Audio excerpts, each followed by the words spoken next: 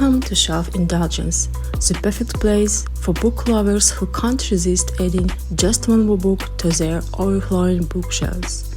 Join us as we dive into unforgettable stories, underrated reads, and all the bookish indulgences your heart desires.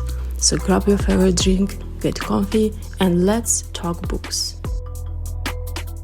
Hello everyone, welcome to Shelf Indulgence, where we indulge all things books, reading, and literary obsessions.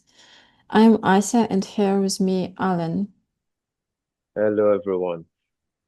So, Alan, tell us, what do we have today? Yes, today we are going to be discussing a series that, yes, it's a series again this time. We're going to be discussing a series that I am personally so much in love with.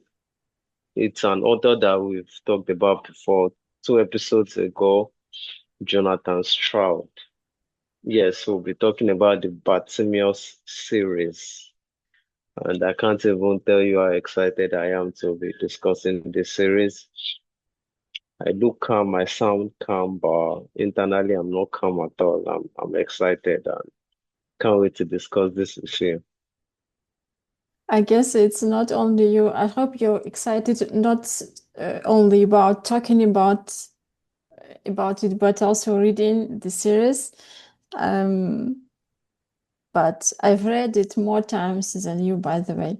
Anyway, I Oh, think lots someone of is bragging. yes, Someone yes, is yes, bragging. yes.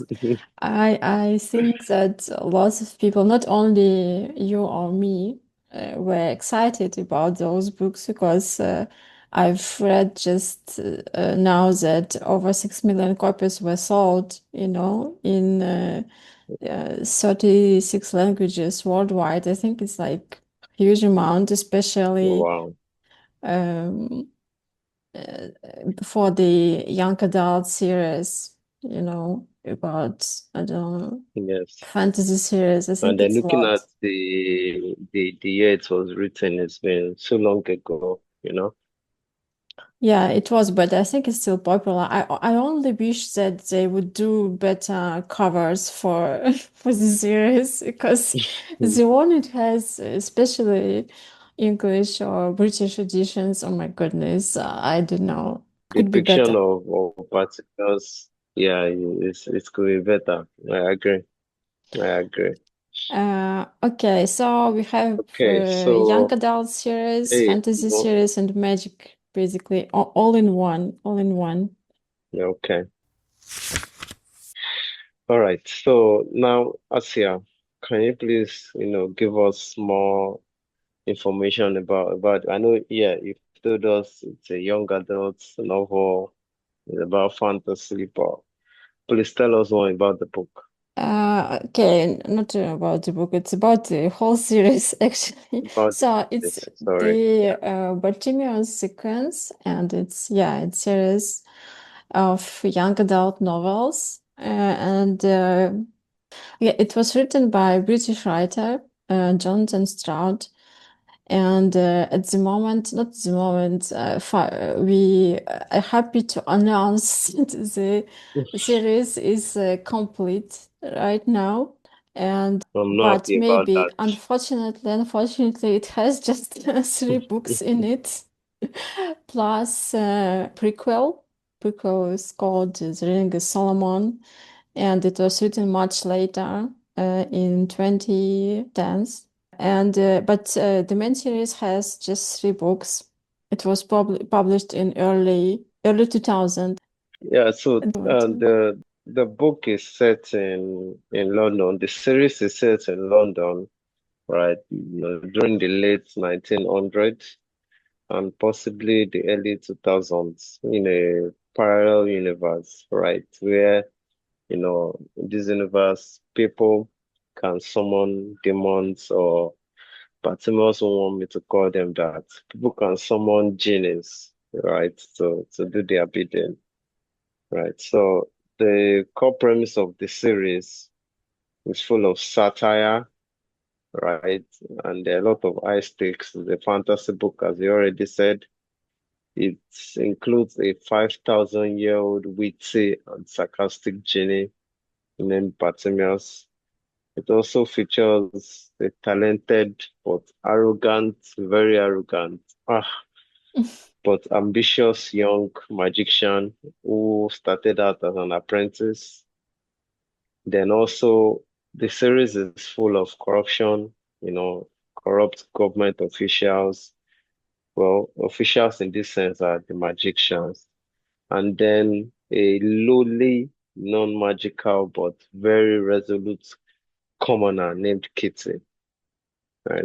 That's the core premise of the book. Anything to add?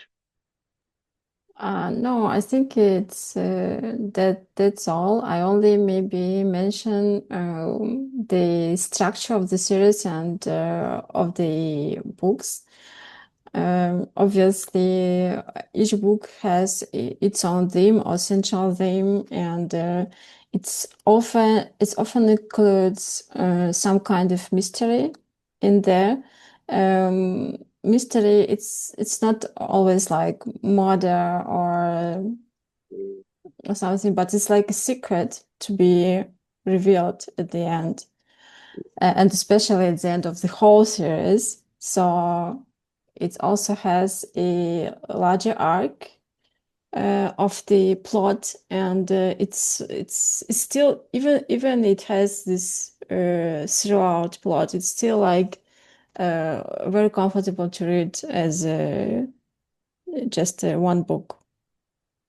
What's really features these books is it's full of footnotes, and I personally, it's my favorite part of each book because it's the most um, funny, the most sarcastic, and it brings additional information. So it's only comes up when when the chapter was like written from the point of view of the djinni Bartimaeus, named Bartimaeus, right? But it's really what features the whole series and each book in there.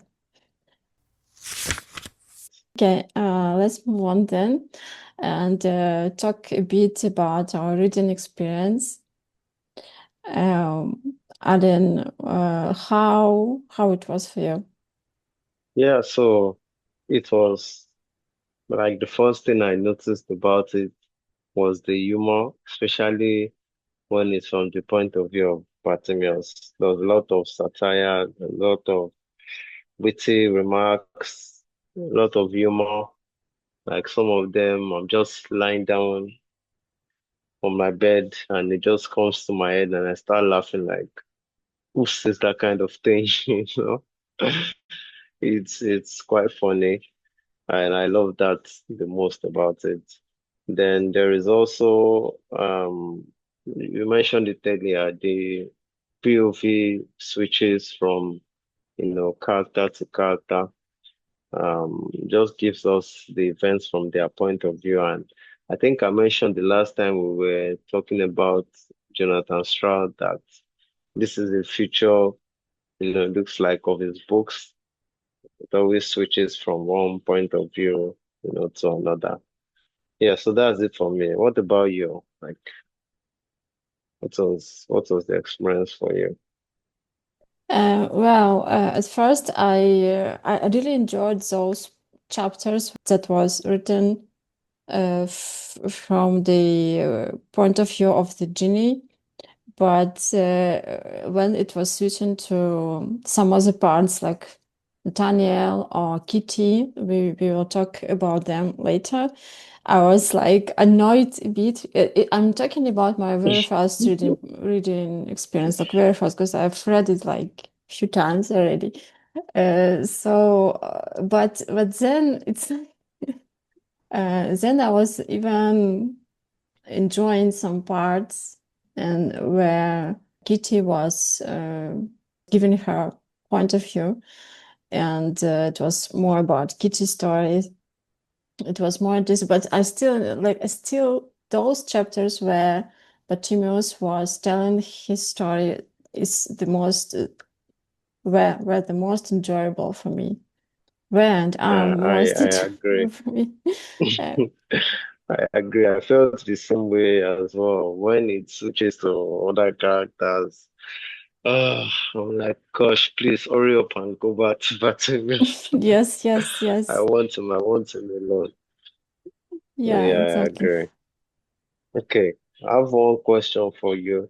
Would you have preferred, so you said there's a prequel, right? Would you Yes. have preferred if the Rings of Solomon came before the three series, or you are okay with it as it came after three books in the series? Which one would you have preferred?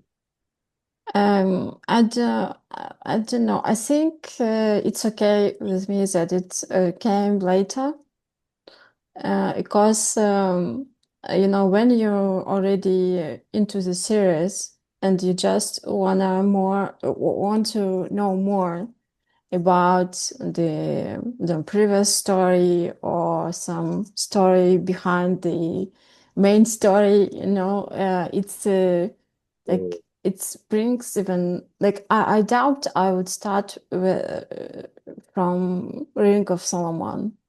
I don't know if someone does actually starts from prequel, knowing that there is actually a main story which is more maybe popular, more yeah, interesting. So it's fine. I'm like I think it's quite fine and just even logical to get to know more when you're already familiar with the character, especially with the main character, which is Bartimaeus. So I think it's fine. Or what do you think? Do you? to be honest, right up until you answer this question, I was going to say I prefer the prequel first before reading the rest, but listening to your reasons, I'm changing my mind, Oh I wow, can say, really? I can agree. Yeah, because I remember, so, anytime Bartimaeus wants to brag about himself, he'll be like, I'm Bartimaeus of Uruk. I did it with Solomon. I did that, I did this. And I'm always wondering, what did Uh-huh. you do Yes, what you see. exactly did you do with Solomon? So yeah, so finding it out after, I'll be like, okay, I see what you were saying now, Bartimaeus. I Mm-hmm. see what you were saying. So yeah, I think that kind of feeling was, yeah, I think it makes sense to read it that way. Okay, so we'll be moving on to the next section, which is character arcs. Yeah, we'll be talking more in depth about the characters. So, Asia, can you tell us about, the main characters in the book? Okay, there are two main. Okay, we're talking about the main series. There are two main characters Yeah, in the book, and I think the central character, more main character is Ginny, called Bartimaeus. It's a 5 year, 5,000 years. Sorry, 5,000 year old, 4,000 year old Ginny. Bartimaeus said you called him 5 year. He'll be so angry at you right now. Yeah. Yeah, I think so. He will be insulted, deeply insulted. Uh, Yeah, and basically, all these stories are connected to him. Sometimes mostly he's main character in terms of like all the action that's going on all through the plot. But at the same time, there is always someone else.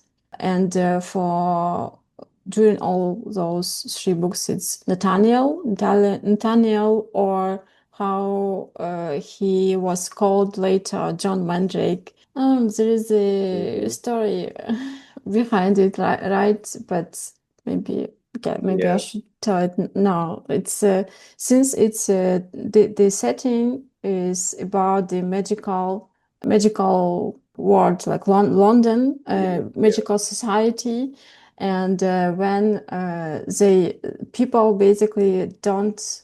born being like having all these magical skills. It's something that can be learned, right? And Yeah.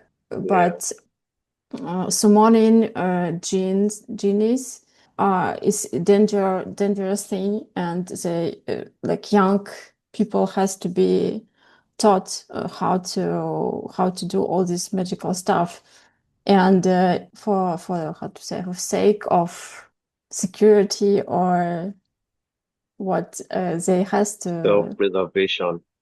yeah they have to change their name and pick something else. So even though we call him Nathaniel, it's not really correct because it's very dangerous for him to be called this way. Uh, but so he changed his name to John Mandrake eventually. But funnily enough, Bartimaeus knows his true name, and but still, like still, even though he knows it, he could use it against Nathaniel so many times, right? He still really didn't hurt him a lot, I would say. It's more like a good point for jokes and, stuff like that. So yeah, it's main two character that we see all through the series, but there are some more, right? Would you tell about them? Okay, so in addition to Bartimaeus and Nathaniel, we have one character and one I don't know what I'll call it, but I'll refer to it as the character. So there is Kitty Jones. She she was a recurring character in all three books, though she mostly featured in book two and three. Um she is a commoner, so like you said, you know, dabbling in magic is quite dangerous and you have to be trained in it. So they are the magicians and then they are the commoners, people who don't practice magic. They are just laymen, lay people.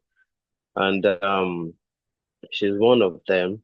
Um, she, reading her origin story, she has just been someone who has always fought for justice, who has always questioned why things are. You know, she doesn't just believe everything she's told. She likes to question it. Um, and just looking at her development all through the book, she can say she's very resolute. I wouldn't necessarily say kind, but she loves truth. She loves justice. She's a good person, and she comes across, or she came across Nathaniel at one point in the story, and also Bartimaeus at another point in the story. And to me, though Bartimaeus again will be insulted for me to say this, but I think she's like the hero of the book or the heroine of the book. Sorry, Bartimaeus, sorry, it's the truth. Um, the second character we'll be talking about is not a character, so to say. We call them the resistance, right? So as the name sounds, these are the group of people that are trying to fight against the government, the corrupt government of London in the book. Many of them have some, I don't know if I should say this, but they have some kind of resistance to magic. And they had a leader who also, had history. Something happened to him that made him form the resistance. So they feature all through the book, right? They are always fighting against the magicians, trying to, just make sure, okay, there should not be any magical organization anymore. People should be free to do what they want and stuff like that. And like I said, they occur through the book and they play a very significant role in the book and in the life of Kitty. So yes, those are the those are the other two main characters. So I want to ask you, like, what do you think about the character building of Nathaniel and maybe Kitty. Yeah, I think those two guys were changing all through the series the most because you can't say so about Bartimaeus. He is like, he's whole already. He was building his Yes, character during 5,000 years. But yeah, for Nathaniel, so we met Nathaniel first when he still was a kid, right? And he was chosen to be taught to be a magician. But Kitsi is totally different. Her story is totally different because she stumbled across some magical event, like all of a sudden, and hmm, she even didn't understand at first what was going on, right? But at some point, she just decided to fight against all the rules against a ruling class, let's say.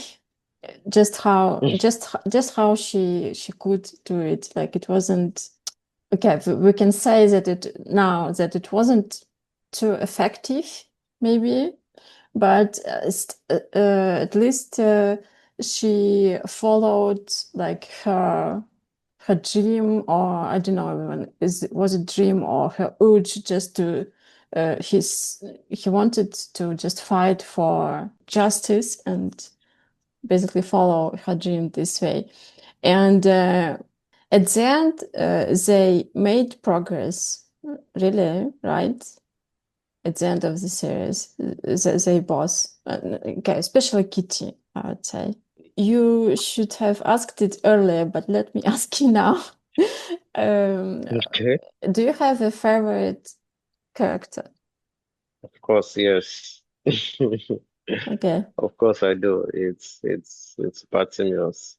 Bartimaeus is my favorite character.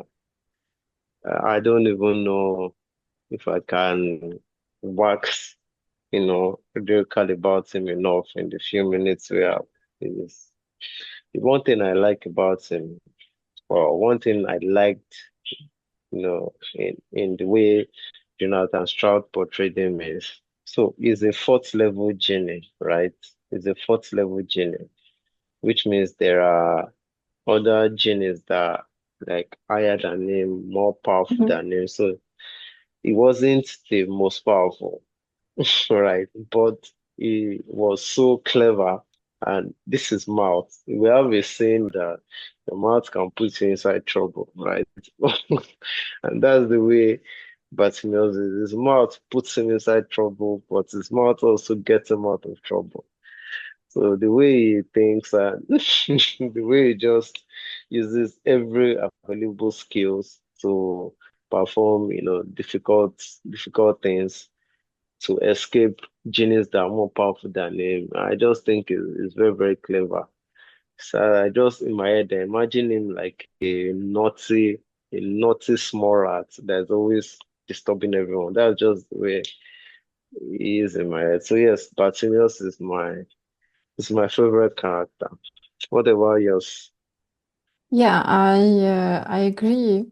Like I totally agree. He's my uh, favorite character as well. And I just wanted to add that the way it was built, like just you just described the way you just described, right? He Mm-hmm, isn't the powerful one, the most powerful one, but he also isn't the not the lowest at the same time. So he's in the middle, and mm-hmm, it's what gives this like lots of different opportunities for the author to play around it. Like he can easily fight with different, not easily, he can fight. He has enough power and abilities to fight with different types of other creatures, magical creatures. And but fighting with the more powerful once he has to be smart, has to be clever, has to find ways. And same thing applies to his relationship with human beings, right? Yeah, Especially when he communicates, talk, talks to, magicians, right? He has to be yeah, clever as well. And I mean, it's what makes this character most interesting. This is what I meant. yeah, I agree with you. One more thing is how do I put it? So, most other genies, they just want to do the tasks that they were given and leave, right? Just want to Mhm, do the bare minimum. Um, but in the case of Nathaniel, case of Kitty, and also in the Ring of Solomon, he kind of, looked at the character of these magicians, right? Those that he saw that, okay, these people were different. He was able to notice it. He was able to empathize with it. And in cases where he shouldn't have even bothered himself, shouldn't have shown any pity, shouldn't have shown any concern, he did, which was unusual for genius back then. So mhm. I want to say he has this kind of human empathy, in him. So yeah, I like that about him. Out of all the books, at least there was only one magician that I know that he armed, like that summoned him. There was only one he armed. The rest he didn't arm them. So yeah. Okay, so I have an unexpected question for you. Is there a book out of the whole series you would hypothetically skip without losing anything? Okay, that party I did at the end, uh, I would say that was a little twisty I did at the end without losing anything. Yes, yes, I don't yes. think there is. Yes, I don't think there is a book you can skip without losing. If you skip anyone, you lose a lot because even though the books are on its own, they are really good, but if you miss one of them, you would miss something in the whole series. You would miss something in the whole series. So yeah, I think the answer to that is none. There isn't any that you would skip without missing something. Okay. What about you? Yeah, I totally agree. Well, just the book series. I would possibly like there are book I like more or like less, but I still Okay, like all of them and I wouldn't skip yeah. any. If you were to rank, how would you rank them? Oh, Like ones you like. my favorite book is the third one. It's Ptolemy Gate. Oh, why? We had this discussion before, by the way. I told you that already. It's because it covers all this, relationship between Genie and people, other people, especially people Mm, he likes, because it's a yeah, important thing when he likes someone. Do you remember how many times he mentioned Ptolemy and so let me, yeah, it was like his almost friend, like it's from, almost best friend. yeah. So So quickly yeah. rank the books. Number three Okay. is your most. What's the next? Then the first one and then the second Okay, one. okay. For me, it will be one, three, two. Okay. I like the first one most because it's the origin story, Okay. and it's quite funny. Yeah. So let's move on to the next section, the shelf for sale. Um, but with a different twist. So let me just ask you, first of all, are you shelving or selling? I'm definitely not like I'm shelving. I've shelved all of them already, Oh, yes, including yes. It's the one of the prequel. questions out, yeah. So it's not. Yeah, it's definitely a shelf for me. It's definitely a shelf for me. Is this a book that you should reread or it's a one-time experience? Um, it's nonsense questions for both of us already. Of course, it's to read, and it's to read multiple times. Multiple times, yes. Wow, we're on the same page. So Bartimaeus bringing us together. Yes, We're on the same page absolutely. today. Yes. Okay, Let's try to rate the whole series. So we have our rating okay. system or rating scale in the description. It has like from 1 star to 5 stars. What is it for you? Ah, I am torn. I am Why? torn What? between You turn why? 4 and 5. Torn between 4 and 5. That's what I mean. Why? I've never given a book 5, but I'm going to have to give it a 4.5. I'll give it a 4.5. We don't have it, but okay. Okay. Yes, yes, yes. If I was pushed, I'll give it a 5 because it has everything. But let's calm down to 4.5. Okay. What Breathe in, about breathe you? out, and give it what? 4? 4.5, yeah, Okay. 4.5. Okay, for the series, it's 4 stars stand for would reread selectively, But Yeah. for me, it's like permanent shelf residency, which means 5 stars. So Wow. sorry, Ooh, ooh, ooh, ooh. it's it's four Hey, stars. It's I four agree stars for with me. you. What? Oh my goodness. 4 stars. You just gave it four Oh stars. my. I said, Okay, let's okay, let's stick with that. let's leave that. You're giving it 5 stars. You're giving it 5 stars, and we agree, like we totally agree on that. Mhm. Yes. Okay, so yeah, that's it. We've come to the end of today's episode. You said at the beginning that it has been translated into so many languages and over 6 million copies have been sold. If you are not one of the 6 million people, please go ahead and get the series right now, read it, and let us know what you think. Um, you can follow us on all our social media platforms and let's hear from you. Thank you very much, and we'll see you in the next episode. Bye. Bye. That's a wrap for today on Shelf Indulgence. If you enjoyed this episode, don't forget to subscribe and leave a review. We'd love to hear from you. And hey, let's keep the conversation going. Follow us on Instagram and tell us what you're reading. Until next time, remember, shelf care is self care.